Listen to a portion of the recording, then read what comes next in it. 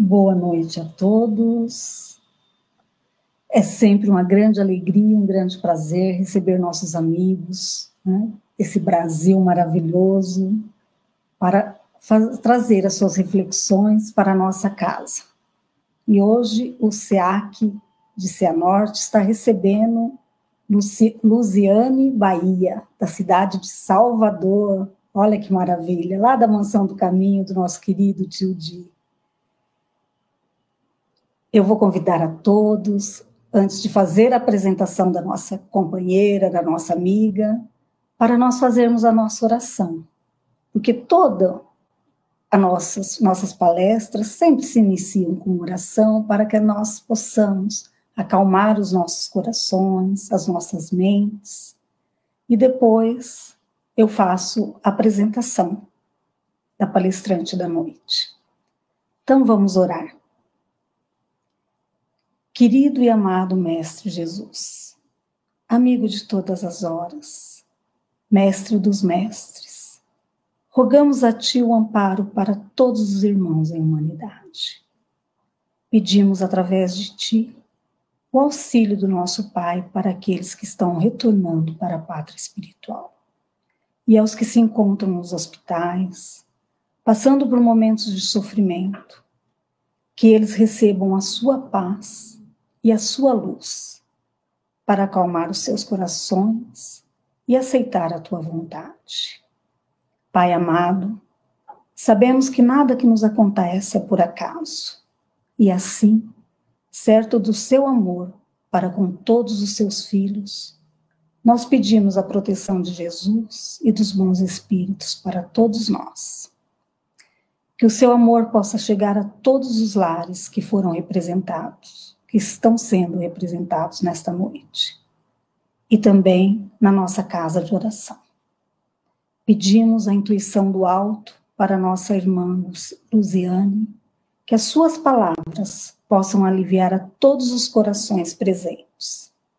E assim, Pai, nós damos por iniciada o trabalho desta noite. Que assim seja.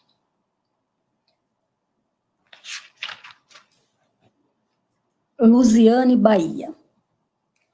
Luziane é evangelizadora, palestrante e colaboradora do Centro Espírita Caminho da Redenção, instituição mantedora da Mansão do Caminho. Essa instituição beneficente foi criada por Divaldo Franco e o nosso querido tio Nilson Pereira, no bairro Pau da Lima, em Salvador, na Bahia. Quem quiser conhecer um pouquinho sobre a Mansão do Caminho, tem uma página no Facebook, Mansão do Caminho, e lá vocês vão conseguir acessar também no YouTube.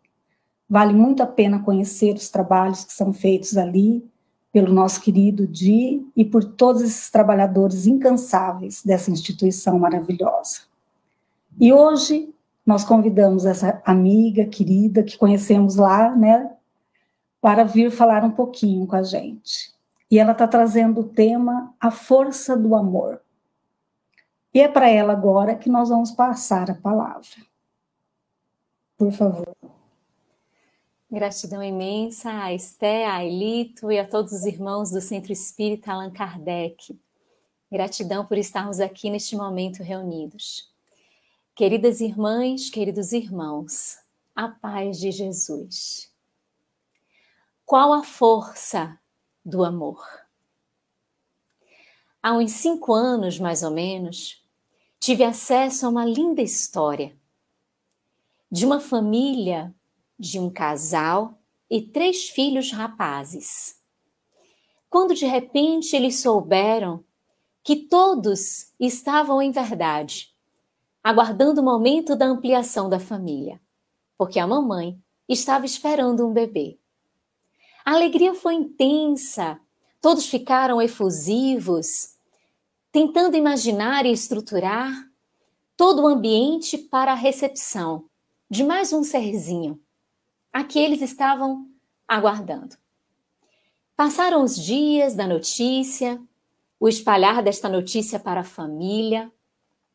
Quando chegou o momento de realizar os exames que são naturais desse processo gestacional.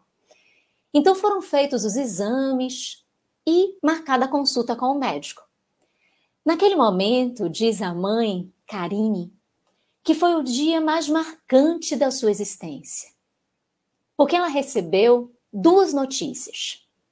A primeira delas é que ela estava esperando uma menina e toda a família aguardava pela chegada de uma garotinha.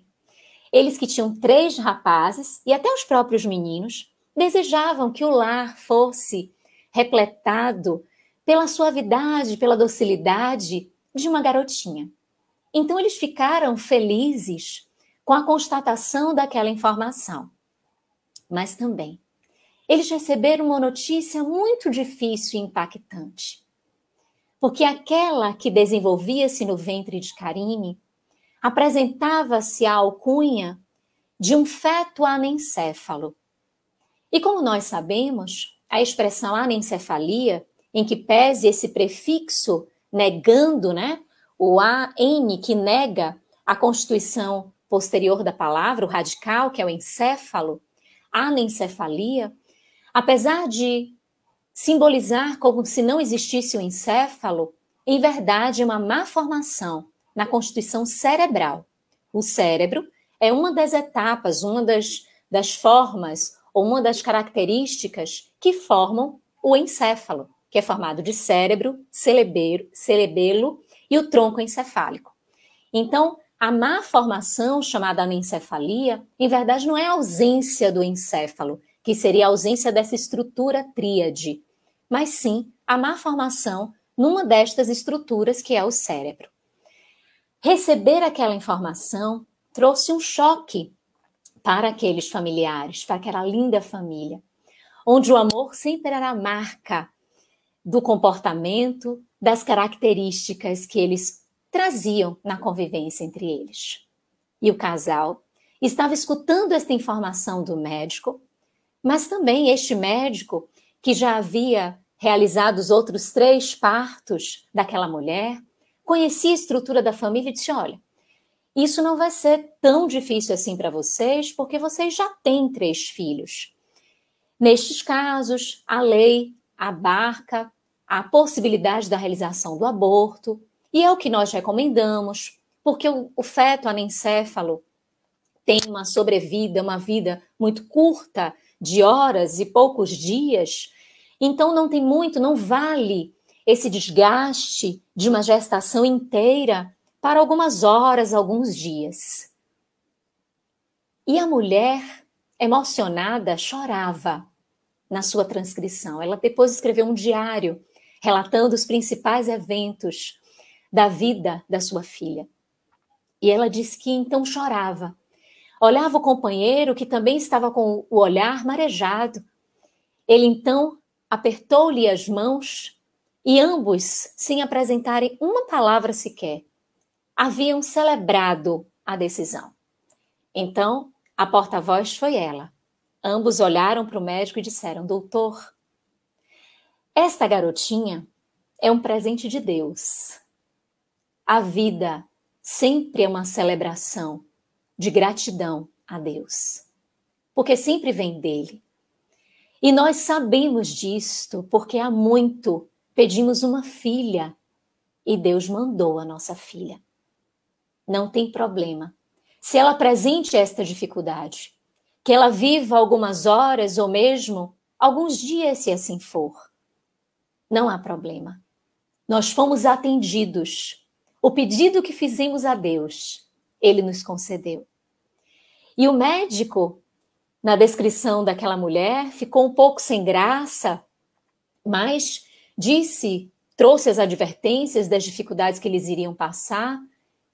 E o casal, muito confiante e firme, agradeceu por todas as informações e voltaram para o seio da família, para informar aos amigos, aos parentes, mas principalmente conversar com as 3 crianças, porque ainda estavam na fase infantil, de conversar com as 3 crianças, explicar a situação.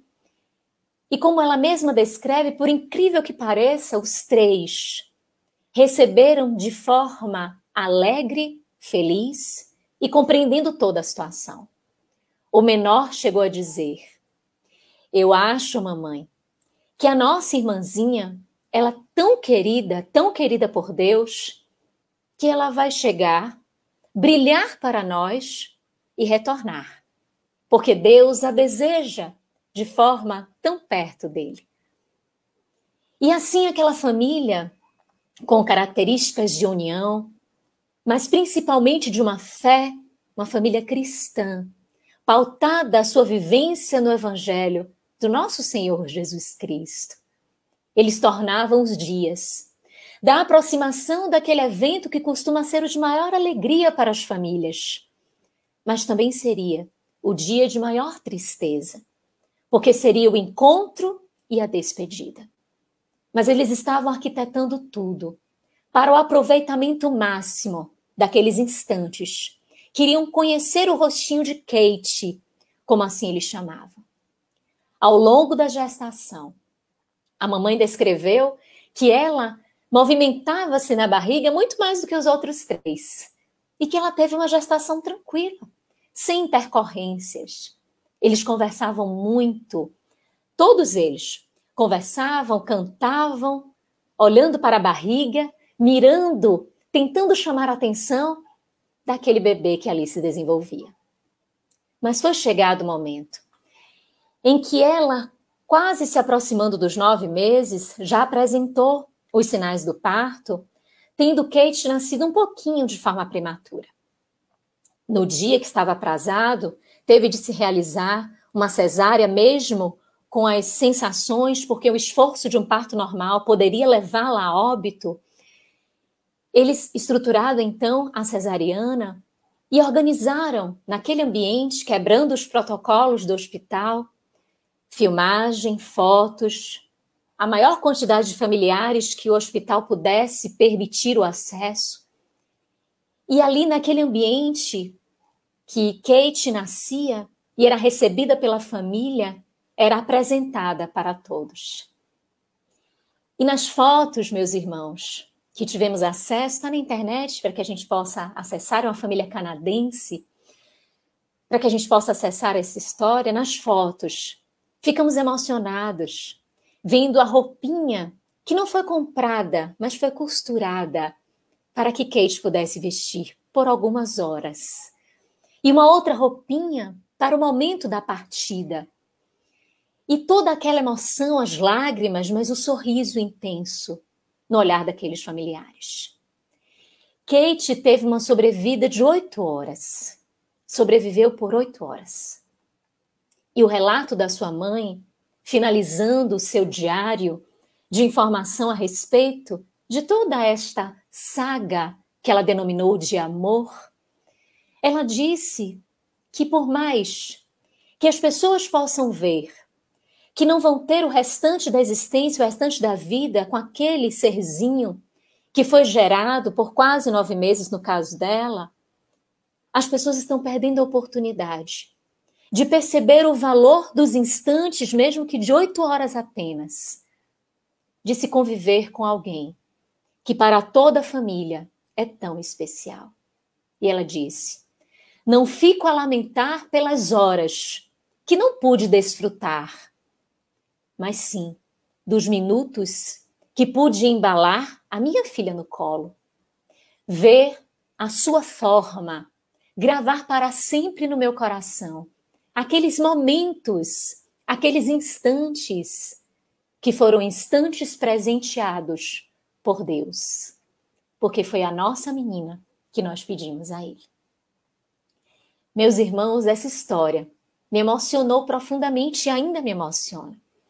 Todas as vezes que me recordo e das imagens de alegria, mas ao mesmo tempo de despedida, de uma família pautada nos ensinamentos de Jesus e, portanto, dotada da maturidade que a essência do amor traz aos corações. Amor, que é a causa de tudo. Foi João, o evangelista, que em uma das suas cartas disse que Deus é amor. Divaldo Franco, conta-nos em palestra pública de que teve o contato com uma criança que lhe perguntou: tio, que é Deus? Ele disse: olha, não vou responder o inteligência suprema, a causa primária de todas as coisas, porque pode ficar muito complexo para a criança abarcar esse conceito, assim, uma criança tão pequenina dessa. Então ele lembrou de João e disse: Deus é amor. E a criança então perguntou: e o que é amor? E ele disse: é Deus. E a criança disse: ok, e saiu. E Divaldo disse: meu Deus, o quanto eu demorei para perceber que Deus é amor e amor é Deus. E uma criança com tanta naturalidade compreende e sai como se eu tivesse respondido a todas as perguntas. Mas é porque do pensamento de Deus advém este amor que é responsável por tudo na criação.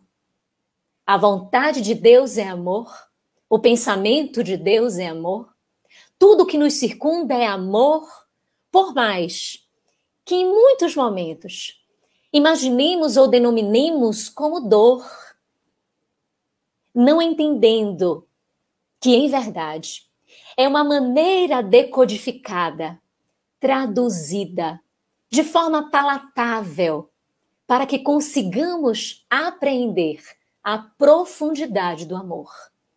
Porque em muitos momentos, meus irmãos, como nós bem sabemos, nós não aceitamos essa magnitude do amor, às vezes por ausência de compreensão do todo, dessa imensidão que se apresenta como origem divina, e tendo dificuldade para entender que obstáculos nos aparecem à vida no contexto da existência como forma de amor para o nosso crescimento e aperfeiçoamento, que a lei de causa e efeito traz uma marca de justiça, mas é uma justiça recheada e repletada de amor.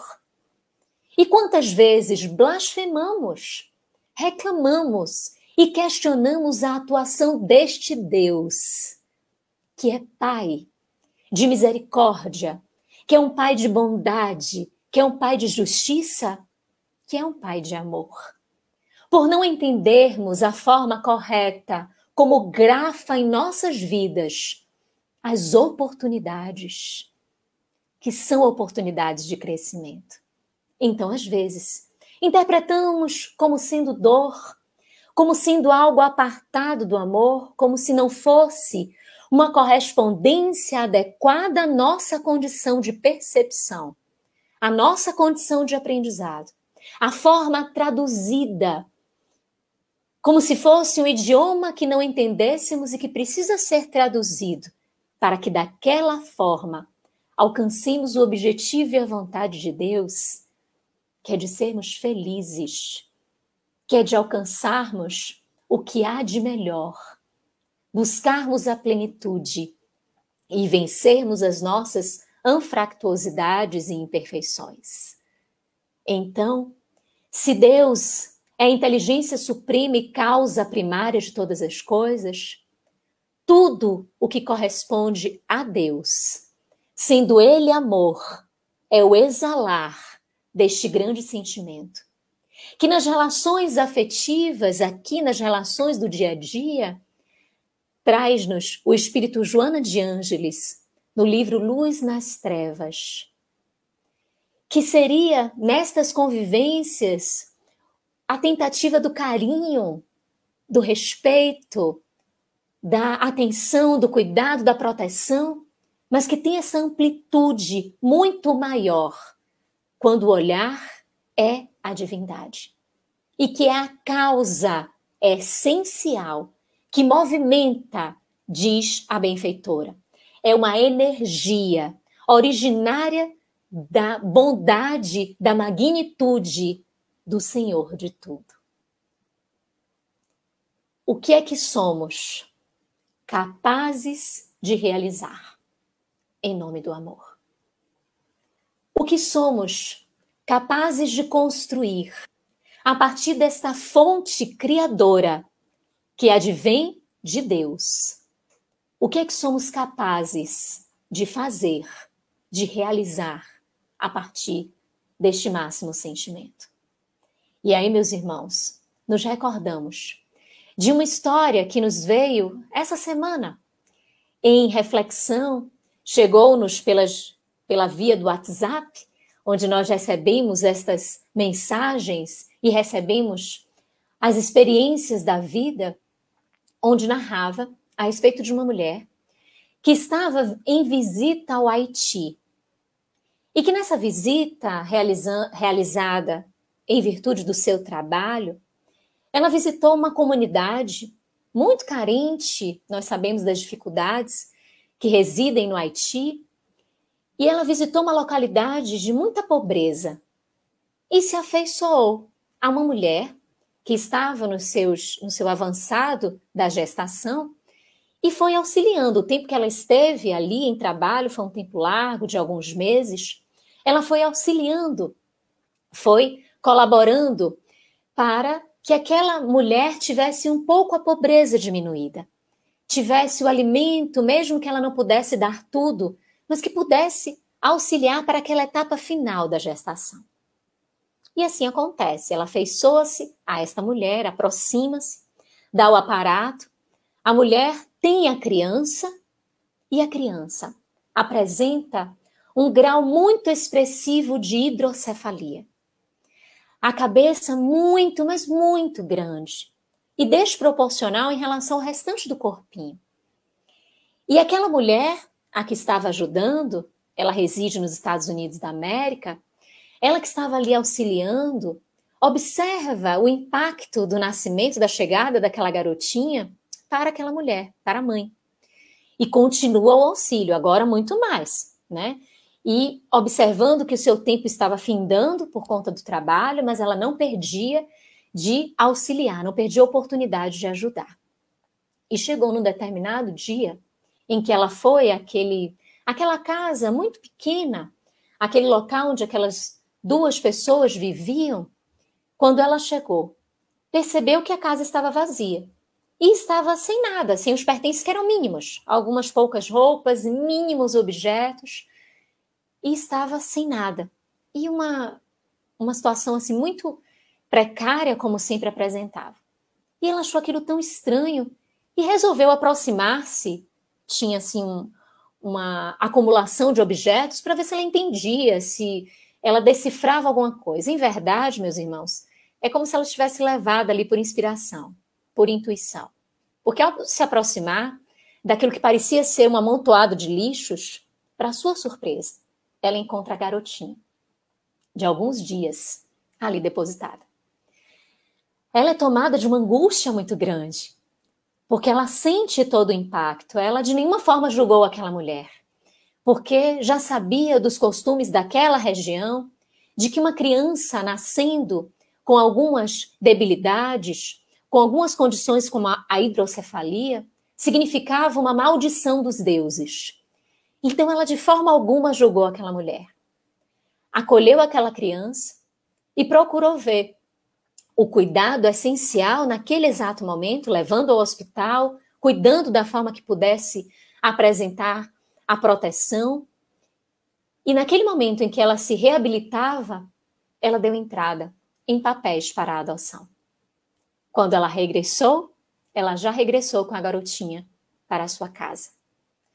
Com 6 meses de tratamento, com a válvula que foi instalada para a remoção, para a diminuição daquele líquido na caixa craniana, né, naquele envoltório todo, para diminuir aquele líquido presente, ela foi intensificando o tratamento e após 6 meses, a garotinha perdeu 2 quilos de líquido que apresentava na sua cabeça. E apresentando já um ar diferente, de uma atenção, de uma resposta a estímulos.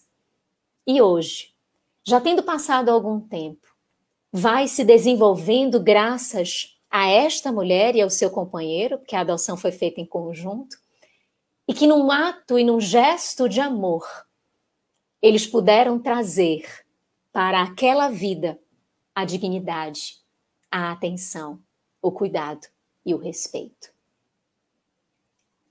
O que é que nós somos capazes de fazer em nome do amor? O amor, tudo pode. Se imaginamos que existem obstáculos, o sincero sentimento do amor nos conduz a percebermos que estes obstáculos podem ser ultrapassados.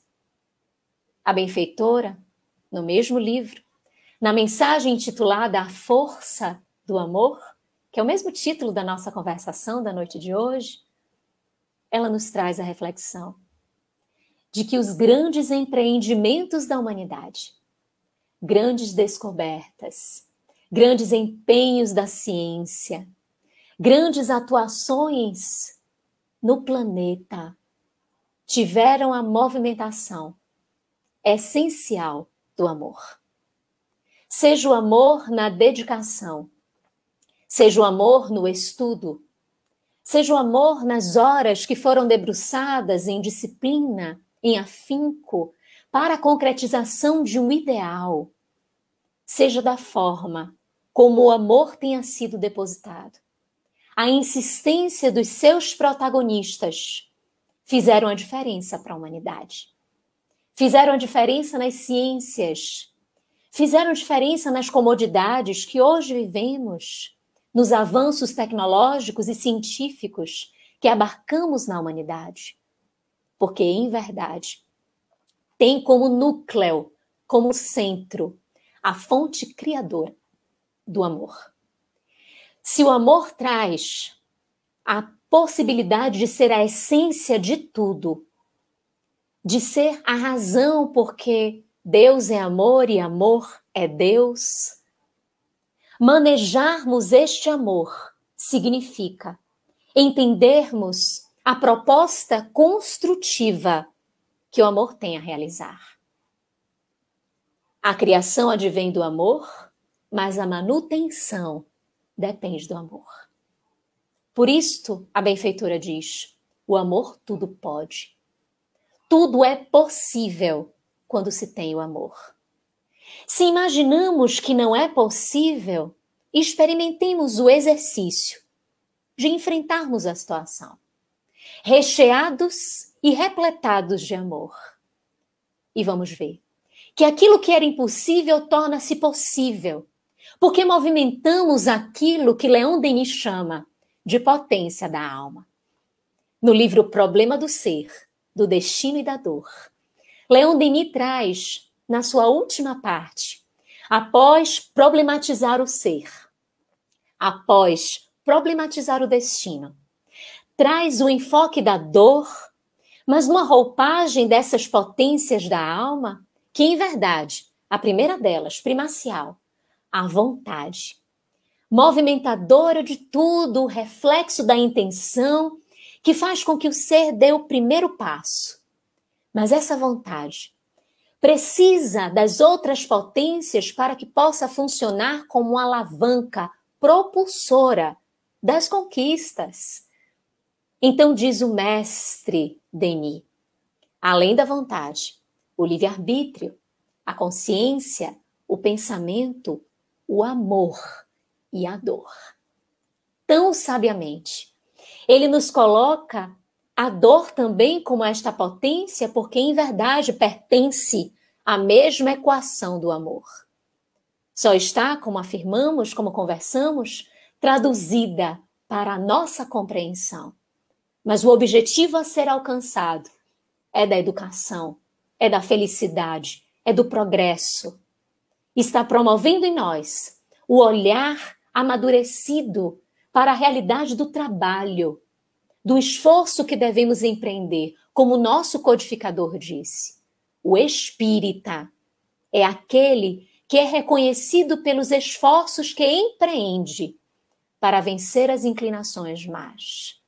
Esforços para alcançarmos. Esforço é trabalho.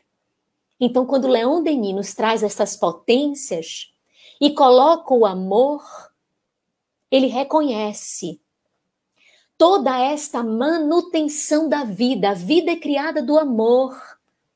Em nós, o germe é divino. A nossa essência é divina. nós adviemos do amor de Deus. Por mais que o egoísmo tente manietar os alastramentos do amor, por mais que o egoísmo tente alastrar os seus tentáculos em dominação da nossa realidade pessoal, sempre o amor vence, porque é da nossa essência. O Espírito Joana de Ângeles, no livro Liberta-te do Mal, a mensagem é Nas Trilhas de Jesus. Ela diz que seguir os passos de Jesus, o caminho do Mestre, é fácil. E meus irmãos, quando eu li isso, eu pensei, o que é que Joana quer dizer com isso? Como é que é fácil? São tantos os desafios, são tantas as necessidades que temos de alcançar, de suprir, para sermos pertencentes a este caminho. O que ela quer dizer? E a benfeitora, com a sua maestria, com a sua maternidade, com a sua doçura, com o seu amor, nos diz que é muito mais difícil, é complicado demais nós agredirmos a lei divina e nos afastarmos dela. Que é fácil seguirmos o que está em nossa essência. Tem toda a lógica. Todas as vezes que nós nos apartamos das leis de Deus e, portanto, estamos vivendo o mal, porque como os Espíritos nos esclarecem, todas as vezes que apartamos das leis de Deus, estamos vivendo o mal. Aproximando-nos, estamos realizando o bem. Se todas as vezes que fazemos isto, é por obviedade, que estamos em confronto à nossa essência. A nossa essência a todo momento vai nos puxar para fazermos aquilo a que fomos criados. Ao que nós podemos chamar de destinação. Porque se destino existe, na acepção mais profunda desta palavra, é a felicidade para a qual todos nós estamos rumando. Todos nós estamos caminhando. Então, quando a benfeitora nos traz essa reflexão, traz um impacto tão forte. Porque depois que eu fiz essa reflexão, quando ela disse que o caminho era fácil, e eu disse, como assim? E que aí logo em seguida eu fui ler a explicação, eu falei, meu Deus, tem todo sentido. Quanta energia nós gastamos para vivermos o contrário do amor. O contrário da nossa essência. Como o filho pródigo que sai ali de todo o aparato do pai e vai para o país longínquo, levando os seus haveres, a sua parte na herança, mas, por malbaratar tudo isto, perde e disputa a comida com os porcos. E ali, na fome, sentindo a necessidade, reconhece o valor do pai. Por mais que não seja um estímulo inicial de consciência, é o estímulo da fome mesmo, da necessidade material. Mas a necessidade material carrega a possibilidade desta análise mais profunda, consciente, e desta forma, percebendo a necessidade do pai, faz o caminho de volta. Fazendo esse caminho de volta, tendo os obstáculos a serem superados, as dificuldades a serem vencidas, e o quanto este périplo foi de aprendizado, sim, foi de conquista, sem dúvida, mas que poderia ter sido de outra forma, como a benfeitora, no livro Em Busca da Verdade, esmiuçando o ensinamento de Jesus através dessa parábola, trazendo o seu olhar da psicologia profunda. Neste olhar espírita, ela nos coloca diante da percepção que ali havia ingratidão, que ali havia este olhar para Deus, como falamos há pouco, de desconhecer a sua grandiosidade, a sua magnitude, e que tudo responde no nosso entorno como amor, como esse sentimento máximo, por excelência. Gastamos muita energia para vivermos em descompasso com a nossa essência.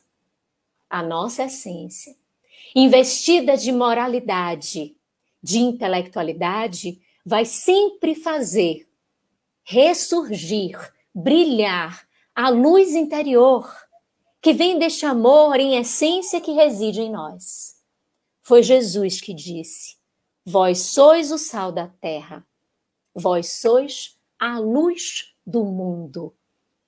Esta luz, este germe interior, que é a divindade que existe em nós, que existe essa acepção do Deus externo e do Deus interno. Deste crescimento que nos conduz ao amadurecimento e à percepção da verdadeira mensagem, do verdadeiro sentido e significado do amor em nossas vidas. Nós recebemos o amor encarnado na experiência terrestre. Mas o que é que a humanidade fez com este amor? Não entendeu a sua mensagem. Imaginou que ele era rei, como outros reis que apareciam e que se circunscreviam às condições temporais. Imaginaram que ele era um homem, como outros que ali estavam naquela terra, que tinham efeitos milagrosos, como era muito comum à época, mas não conseguiram entender que ele não se resumia àqueles feitos que, em verdade, os que estavam no entorno não entendiam a profundidade dos seus feitos. Não compreenderam que a simplicidade e a humildade, que a renúncia, o amor, foram motes constantes e desde o nascimento, abdicando de conforto para numa estrebaria entre animais nascer e vir iluminar o mundo, para iluminar as nossas consciências no verdadeiro sentido que devemos pautar a nossa vida para a construção do reino dos céus na nossa realidade vivencial. Ele veio e foi só doação. Foi só amor incompreendido, amor não amado. Que a humanidade, diante de tantas incompreensões, traz como desfecho da sua existência física estar apregoado numa cruz infame, que era reconhecida naquele momento, até aquele episódio, como a que colocava em julgamento, em condenação e em pena de morte os grandes criminosos da época. Mas a partir dele, a cruz transforma-se no foco de ascensão e libertação, tendo a sua representatividade na horizontalidade e verticalidade. A horizontalidade que ainda carregamos, que são ainda as nossas faltas, mas que muito diz de nós, das nossas dificuldades, do orgulho, do egoísmo, da inveja, do ciúme, da horizontalidade, da repetição dos nossos hábitos, das coisas que reproduzimos, que não queremos adotar um processo de consciência para nos desvencilharmos. Aquelas situações que, na dúvida, agimos e repetimos comportamentos que não são positivos. Mas a cruz abriga o sustentáculo da verticalidade, que também há em nós, dessa essência divina, que vem nos trazer a grande propulsão de avançarmos ao alto, conectados com o que há de melhor em nós. Porque se abrigamos faltas, também abrigamos virtudes, abrigamos crescimento, abrigamos vitórias, conquistas, que são pertencentes à nossa história ao longo das reencarnações e das decisões que fizemos em cada uma destas experiências.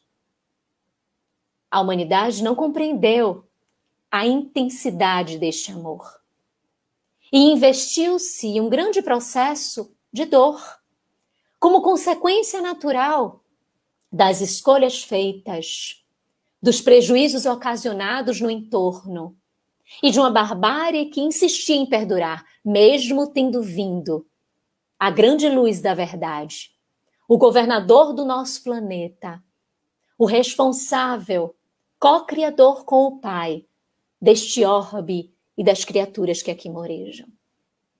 Conhecendo as experiências das dores, vivenciamos a consecução dos anos, dos séculos, e vieram muitos mensageiros, dando testemunho em nome do amor, idealistas, que pautaram para este mundo um aspecto diferente, seja na glória do conhecimento da humanidade, ou seja no anonimato, como estas duas histórias que aqui narramos, de pessoas que são desconhecidas da coletividade, mas que pertencem a uma marca da escolha do amor que fizeram em suas vidas e que trouxeram para a humanidade um movimento energético de criação diferente, que é de manutenção da vida, que é oposto à agressividade, que é oposto às adversidades, que é oposto às discussões e desavenças.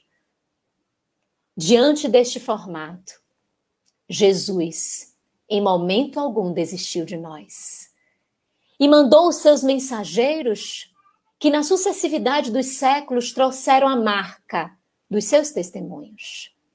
Chegando o século XIX, com promessas de que seria o século da razão, o por vindouro, onde não haveria espaço para Deus, onde a religião estava massacrada, ou melhor, a religiosidade massacrada, por conta de adoções no comportamento dos religiosos que não condiziam com a verdade trazida por Jesus. E a humanidade castigada por estes pensamentos imaginava que, em verdade, tudo era a razão, tudo era a ciência que nascia de uma forma mais expressa após a Revolução Industrial. E constatamos o planejamento do alto, planejamento de amor e de misericórdia, rasgando o véu que pudesse separar, pelo menos teoricamente, ou no sentido de respeito, de amor, a conectividade entre os dois mundos. E rasgando uma grande avalanche de amor, advém ao contexto da Terra para, em pontos diversos, nos anunciar que a vida é real e sempre, que nunca é cerceada, nunca a morte é oposição à vida, porque a vida é para sempre. E a morte, em verdade, é um capítulo da vida, como o nascimento é um capítulo da vida. E os luminares espirituais vieram e trouxeram os seus ensinamentos, trazendo o Consolador prometido por Jesus, que disse que se nós amássemos e guardássemos os seus mandamentos, ele encaminharia o Consolador, que ficaria conosco para todo o sempre, nos aclarando situações que ele nos apresentou, mas também reiterando propósitos, trazendo informações que o mestre não teve ensejo de dizer, por nossa condição evolutiva, em virtude da condição evolutiva da humanidade, mas também trazendo a lembrança dos conceitos de Jesus, porque sabia ele que ao longo do percurso histórico de crescimento da humanidade, seria mais fácil, talvez, no olhar material, desenvolver-se intelectualmente para as questões externas, exteriores, do que, em verdade, fazer o exercício profundo de conhecimento interior. O Espírito Lázaro, em O Evangelho segundo o Espiritismo, Instruções dos Espíritos, a Lei de Amor, nos ensina que a lei de amor resume a doutrina de Jesus por inteiro. Que o amor é o sentimento por excelência, que é o instinto, que é o sou progresso e que recebe a alcunha de sentimento. E que vem o amor para coroar como aspecto de supremacia acima de qualquer outro aspecto que possamos vislumbrar. O mesmo Espírito ainda diz que o amor é responsável por substituir a personalidade pela fusão dos seres, demonstrando que não vão existir carências, nem ausência de percepção em relação ao outro se existe amor. Porque se existe amor, o olhar está direcionado não só para si, mas para todos que conosco estão na experiência, neste périplo da vilegiatura carnal. Fenelon, ainda na mesma mensagem, porque são 3 espíritos que falam instruções dos espíritos, a lei de amor, Fenelon traz-nos a lembrança de que tudo tem por essência o amor. Que tudo traz, como a benfeitora também nos diz na sua mensagem, que já citada, que tudo advém deste amor. E ele lembra que a forma sábia do homem posicionar-se é que o homem que advém para a vivência do amor traz aquele comando anunciado por Jesus, de fazer ao outro o que gostaria que o outro lhe fizesse. Esclarecimentos, meus irmãos, na tentativa dos espíritos transformarem em palavras o que não pode ser cercado em palavras.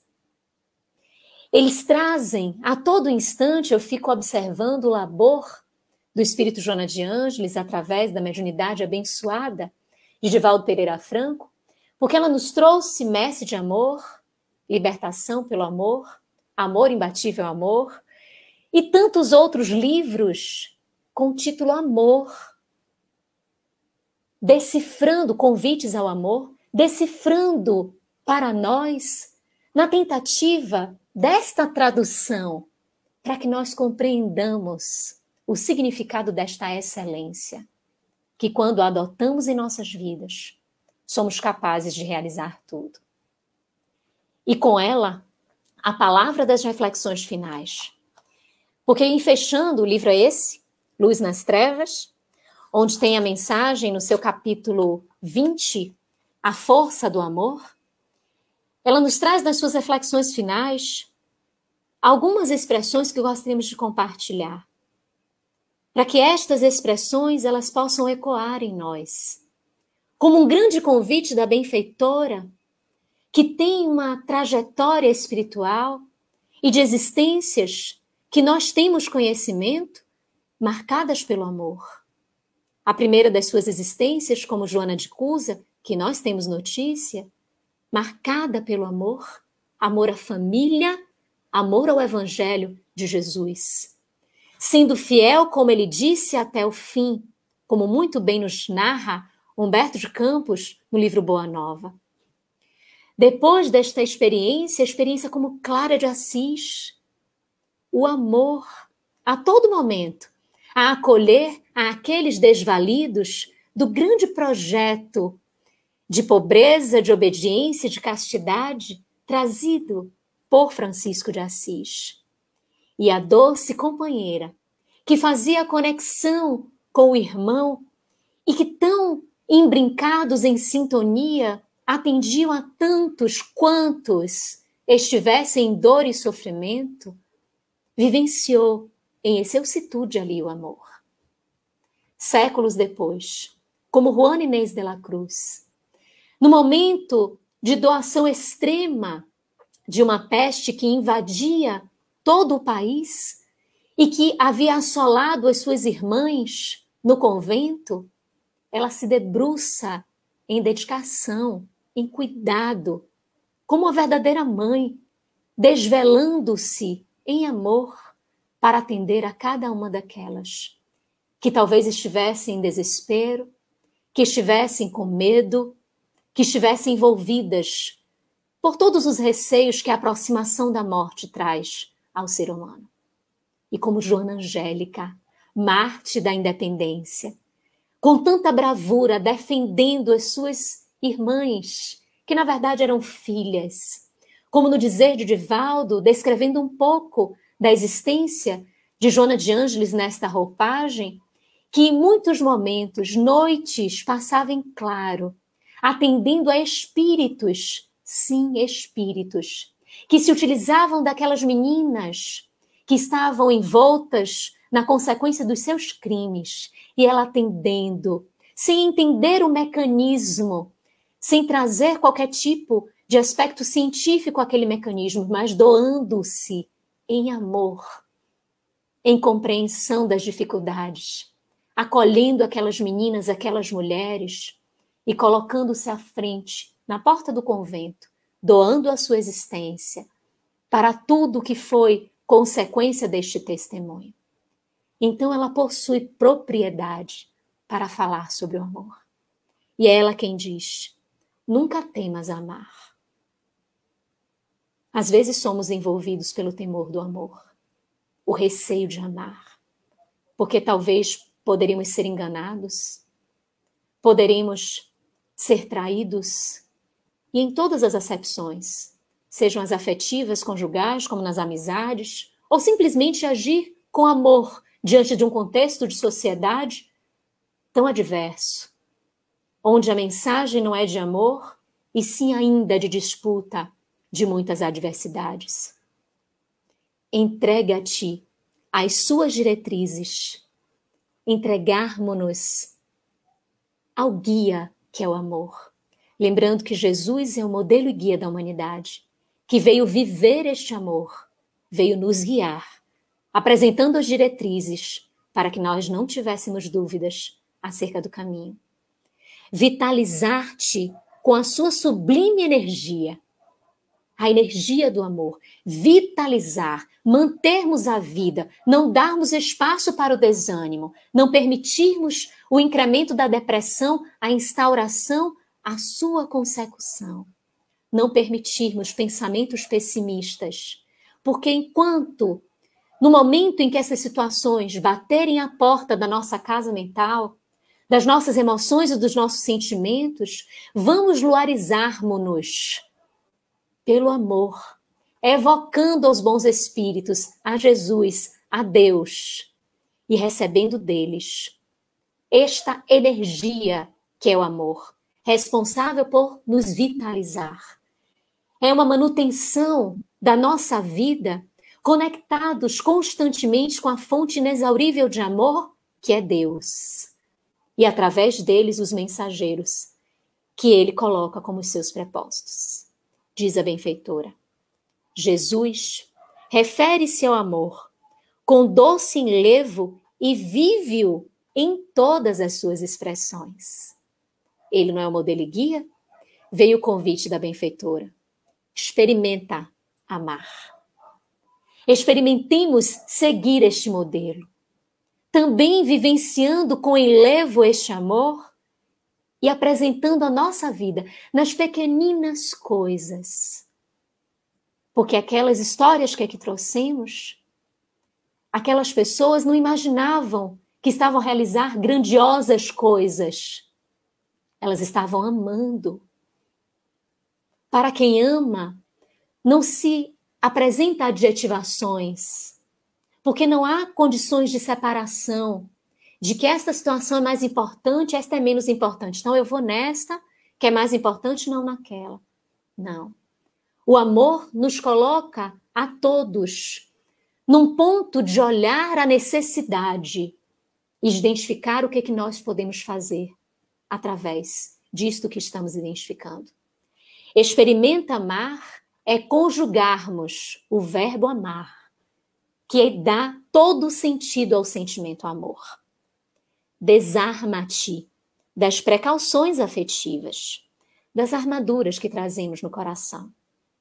Anula na mente os insucessos vividos, porque os insucessos repetidos na mente querem impedir que a gente haja, querem dizer, olha, tá vendo? Foi feito daquela forma ali, vai continuar? Vai fazer, vai ter a mesma consequência. Enquanto que a proposta é não esperarmos nada, como nos ensina Jesus. É simplesmente doarmos-nos sem esperarmos em troca.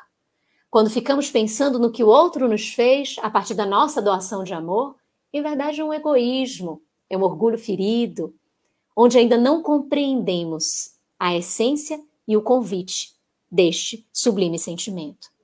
Esquece as angústias e ingratidão.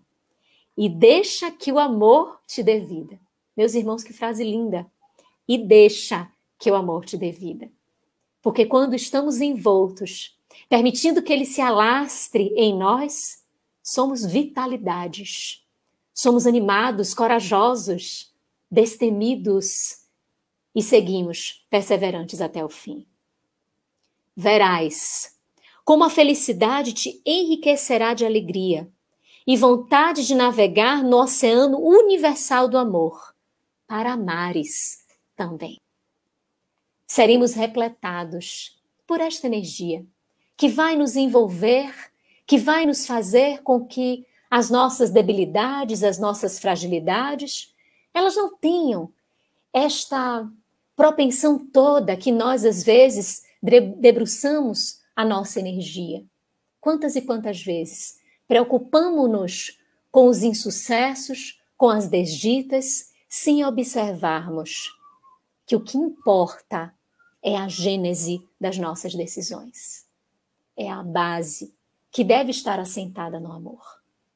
Nós estamos vivendo, meus irmãos, como todos nós estamos experienciando, um momento de pandemia, que nos traz repercussões gerais, oriundas da reclusão, oriundas de todos os cuidados que temos de ter, do afastamento em relação uns aos outros, mas traz aspectos individuais, particulares.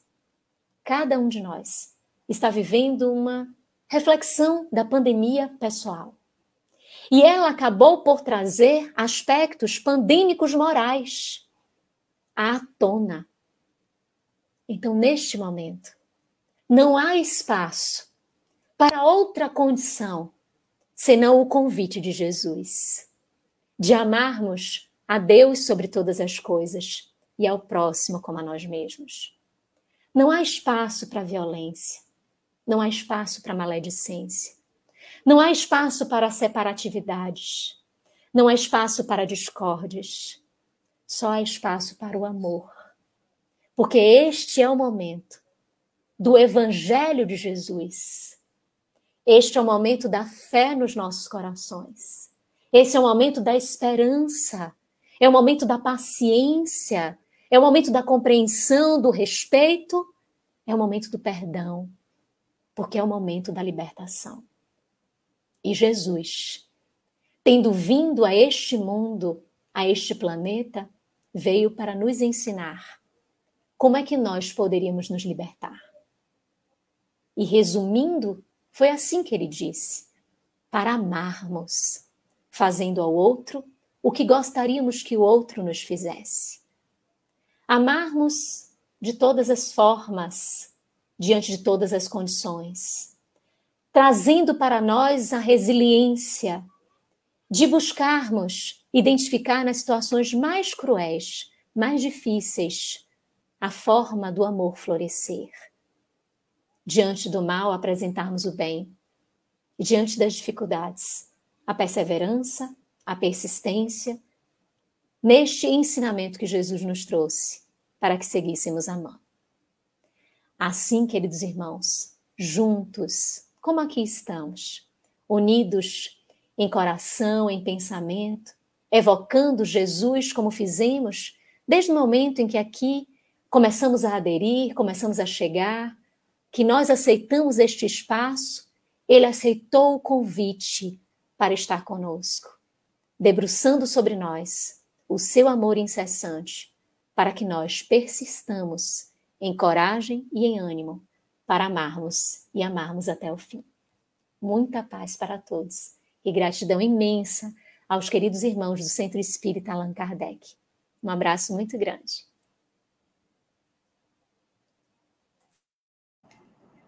Nós que agradecemos, Luiziane, pelas reflexões, por todas essas palavras que você nos trouxe hoje. Desde a primeira vez que eu te ouvi, eu me apaixonei pelas tuas palavras. E vale a pena. Muito obrigada. Receba a nossa gratidão em nome da diretoria do SEAC. Muito obrigada mesmo. Tá? Agora eu vou convidar o Ailito para fazer a nossa prece final. Em oração. Deus, Pai, sabedoria, bondade, vós que nos criastes, simples e ignorantes, para que aprendêssemos a lei do amor, a lei do companheirismo, a lei da ajuda.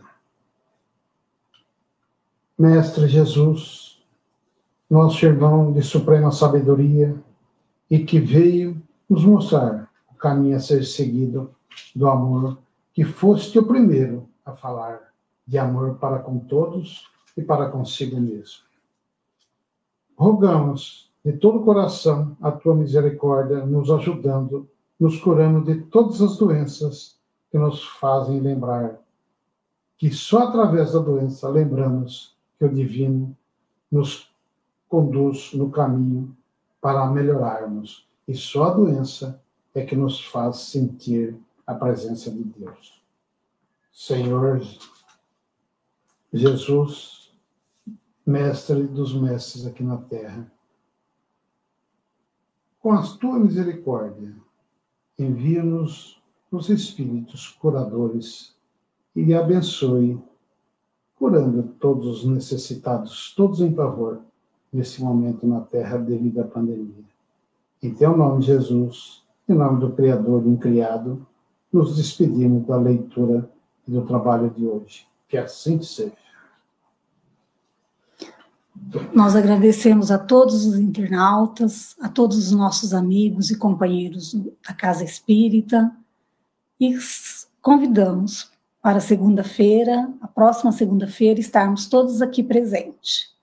E lembrando que nós também estaremos voltando às atividades presenciais no Centro Espírita no próximo sábado, dia 6. Então, a nossa casa retorna às palestras públicas.